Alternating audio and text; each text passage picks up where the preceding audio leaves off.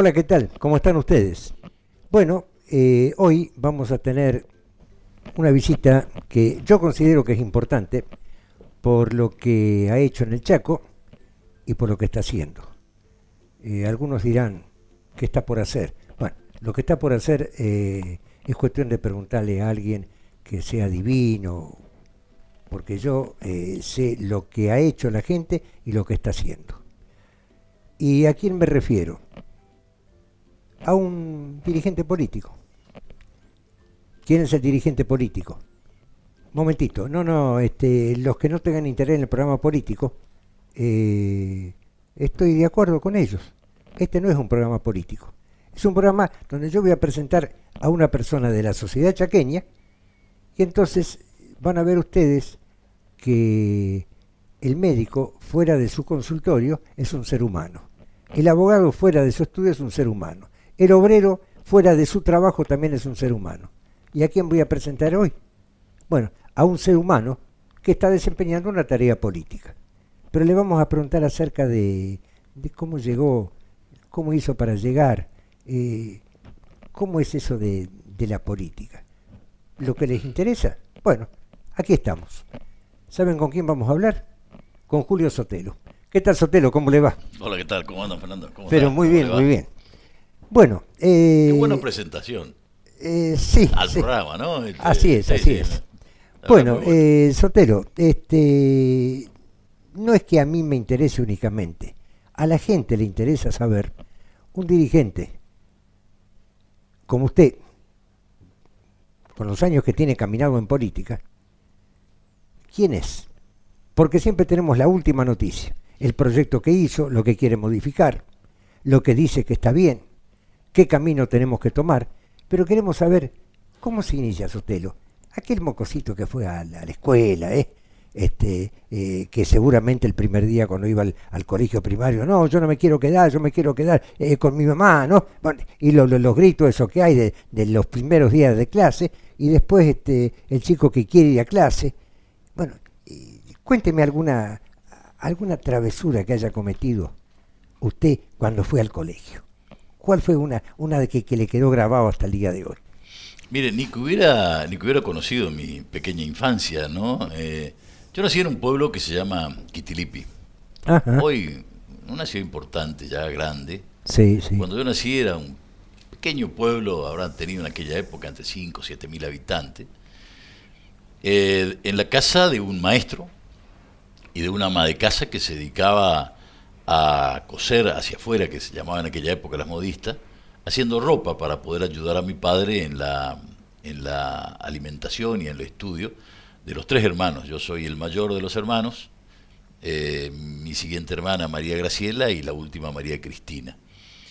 Y esa primera infancia fue una infancia muy feliz, normal, en una casa humilde, pero muy feliz, con mis hermanas, con muchísimos vecinos, con los cuales nos encontrábamos haciendo cosas que hoy ya no se pueden hacer, jugar en la vereda, en la calle, correr jugando a los presos, jugar a la escondida, jugar al circo, y a todas las cosas que jugábamos en aquella época, la bolita, el trompo, hacer remontar la pandorga, la figurita, jugar en el medio de la vereda, la pelota, en medio de la calle, sin preocuparse porque venga algún vehículo. Eran calles de tierra y vehículos había muy pocos, así que era una absoluta paz de un pueblo tranquilo.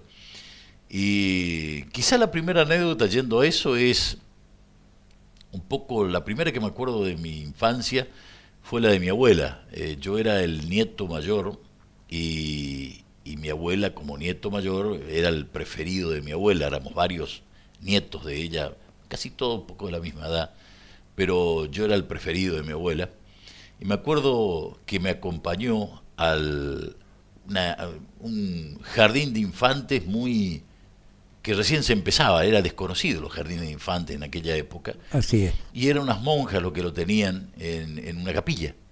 Y me acuerdo que llevaba ella y yo era tan malcriado que no quería que mi abuela se vaya. Así que había una sillita chica en la que yo me sentaba y mi abuela sentada en otra sillita al lado mío. Así que duró poco, por supuesto, mi participación en esa jardín de infantes, porque mi abuela dijo, no, pará, yo te puedo acompañar 10, pero sentarme y estar toda la clase ya no. Así que duró seguramente poco tiempo, pero mi imagen es mi abuela sentada a mi lado en una capilla que se quitaban los bancos y se ponían las sillas. Eh, Hoy es un hogar de ancianos en ese lugar y cada vez que paso por ahí tengo presente esa anécdota, ¿no? Y la otra también yendo parecido a esa y ya una anécdota de ese tipo fue cuando, y un poco lo que usted contó, el primer día de clase, me acuerdo como si fuera hoy, primer día de clases, mi mamá me corrió por toda la casa para que vaya a la escuela. No me acuerdo si tenía alguna pichana o no, pero sé que me corrió por toda la casa porque yo no quería ir a la escuela. Lo que sí me acuerdo, que me acuerdo de eso perfectamente, y al día siguiente, a las 5 de la mañana, yo los estaba despertando a mi padre por decir, me quiero ir a la escuela, ya es hora, y era de noche, y yo hinchándole a los viejos que quería ir a la escuela. Así que esas son algunas anécdotas así que pintan un poco una infancia feliz, y una infancia en la cual con mi padre, mi madre y mis hermanas y todos los vecinos hemos pasado una infancia, infancia de los hombres y mujeres o los chicos de aquella época, ¿no? Del potrero, de la vecindad tranquila, de que íbamos a la casa todos los días a tomar la leche a la casa de la vecina de allá o a almorzar en la otra vecina, y cuando llegaba la noche, si no llegábamos a la casa, nuestras madres salían a la calle y pegaban el grito que escuchábamos porque estábamos en una casa por allí cerca y veníamos hacia la casa. Así que era una infancia tranquila. ¿Qué se acuerda después de eso? Fue creciendo, usted tuvo un par de años más. Y fuimos creciendo, fui llevando a la escuela secundaria, la escuela primaria. Seguí prácticamente toda mi carrera secundaria, primaria y secundaria en la misma escuela hasta que me recibí de maestro. Porque estaba lo que era la escuela de aplicación en aquella época, Sí. donde fui hasta el sexto grado, que era lo que había, con unas maestras excepcionales. Uno siempre tiene muy buenos recuerdos de sus maestras de la infancia, de mi maestra de primero inferior, de segundo. Me acuerdo de todas ellas y las quiero un montón y las respeto un montón, porque eran las maestras de aquella época en la cual eran la segunda madre realmente de uno, ¿no? Y estar en la escuela era estar protegido, sabiendo que lo enseñaban y sentirse cómodo en la escuela. Hice también mi escuela secundaria en el mismo lugar, en la misma escuela, en horas de la tarde era la escuela secundaria, donde también con todas las mismas, quizá las mismas profesoras, que las mismas maestras que tuve en la escuela primaria fueron mis profesoras de la escuela secundaria, con algunos otros más, y algunas travesuras que uno hace cuando van tanto a la primaria como a la secundaria, el esconderse de los profesores, el pegar unos gritos por atrás para que el profesor no sepa quién es, o cosas como esas que son travesuras inocentes que hacíamos en aquella época, donde no existía el vicio en el niño, donde lo que existían eran alumnos más o menos revoltosos que otros, pero que todos éramos absolutamente inocentes en nuestros pensamientos, ¿no? Y así nos fue llevando el colegio, en toda la escuela secundaria. Recuerdo como si fuera hoy nuestro viaje tercer año de la escuela, era todo una aventura que hicimos a Asunción, porque una de las profesoras tenía unos amigos en Asunción, Paraguay, y en tercer año fuimos a el colegio, la división completa, el colegio completo, el curso completo a Asunción, Paraguay, en un colectivo. Imagínese la aventura que yo apenas si conocía Resistencia en aquella época, así que ir a Asunción, otro país, era algo excepcional y que quedó grabado en el inconsciente de todos, así que después con el tiempo nos encontrábamos los que fuimos en ese viaje a Asunción y todos nos acordábamos como la gran aventura. Así que esa fue ¿Y qué una podemos historia. destacar de ese viaje a Asunción? Y conocer algo que uno no sabía ni dónde estaba. El decir Asunción era el decir otro país.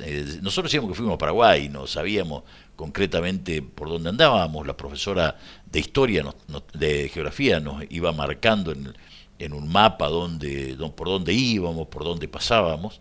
Y estar en un lugar, en una Asunción que no era la Asunción pujante que hoy vemos, una Asunción donde ha crecido notoriamente, y al igual que Quitilipi, era nada más que un pueblo más grande, chato, con mucha gente, recuerdo, cocinando en la calle, con calles llenas de gente, una experiencia distinta porque no estábamos acostumbrados nosotros a ver ese tipo de cuestiones, ¿eh? Caminar por una ciudad en la cual había mucha gente en la calle vendiendo cosas y cocinando en la calle para una experiencia como esa en la década del 60 y pico era algo excepcional, ¿no? Y el estar en una casa, era una casa que fuimos una casa grande, era una familia, se nota, bastante rica o acomodada para aquella época, porque todos admirábamos una casa tan grande, de 2 pisos, que tenía una pileta.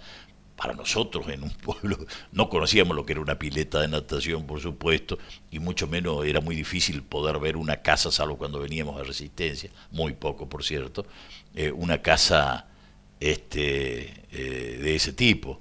Otra cosa que tengo muy presente y ahora que me está preguntando es, recuerdo muy chico, yo era asmático, y el asma a mí me trataba, por cierto, muy, pero muy mal, y me llevaban siempre a un médico, y cuando digo chico, digo 3 años, 4 o 5, Claro. y recuerdo como si fuera hoy durmiendo en la misma pieza de mis padres que me cuidaban, y en un momento en que me agarró, no sé si habrá sido una neumonía o que tenía totalmente los pulmones tapados, eso me cuentan después, por supuesto, y hasta por allí casi se nota que estaba casi en riesgo mi vida, y me acuerdo que me daba sueño y la veía a mi mamá llorar. Fíjese cómo me emociono. Claro. La veía a mi mamá llorar y le preguntaba qué pasa, y en mi inocencia yo no entendía que mi mamá estaba preocupada porque mi salud estaba muy, pero muy mal. Así que son pequeñas cosas que pintan una niñez linda y con algunos temas importantes, ¿no? Y marcan también. Va marcando, sí, porque ese asma que tuve me siguió hasta hace muy poco tiempo. En momentos de cambios de temperatura, son momentos que a mí me trata muy mal. Pero el hecho de haber ido a Saspeña, vamos a Saspeña, y cuando íbamos en tren, y llegábamos a la estación de trenes que tenía una gran pasarela para pasar de un lado al otro en Saspeña de las vías.